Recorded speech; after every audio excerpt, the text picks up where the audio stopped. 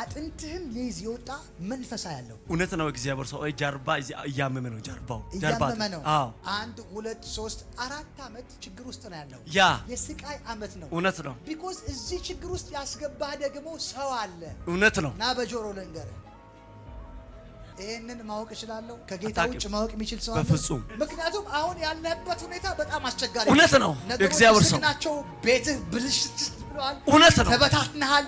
አሁን በቃ አንተን የሚቀበል የሚሰማ ሰው እንኳን የለም። ሁሉ ነገሮች አጥተሃል። አግኝተህ ባዶ ነበረ፣ ባዶ። እውነት ነው። እውነት ነው። ትክክል ትክክል። ጌታ እንደዚህ እያለኝ ነው። እሺ፣ ከአንድ ሰው እጅ ላይ አፈትልኮ የወጣ መኪና እጅህ ሲገባ አየሁ።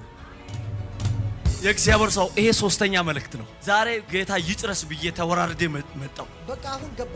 አሜን። ይወደን እያየሁ ነው። አይሱዚ ነው ገባ። በጌታ በኢየሱስ ስም ለአንዴና ለመጨረሻ ጊዜ እግዚአብሔር ነገርህን እጅ ላይ አስገብቷል። አሜን። ተቀበልኩ። የወሰደብህ ነገር በሙሉ ተመልሷል። እግዚአብሔር እባርክሃለሁ፣ መንገድህን አቀናለሁ፣ አዲስ መንገድ፣ አዲስ ራእይ፣ አዲስ አካሄድ በህይወት ላይ አደረጋለሁ። አሜን። ከዚህ በኋላ ለይ እግዚአብሔር ይኸው ገንዘብ ብቻ አይደለም፣ ሀብት ብቻ አይደለም፣ ቅባት ባንተ ላይ ያመጣል። ታገለግለኛለህ።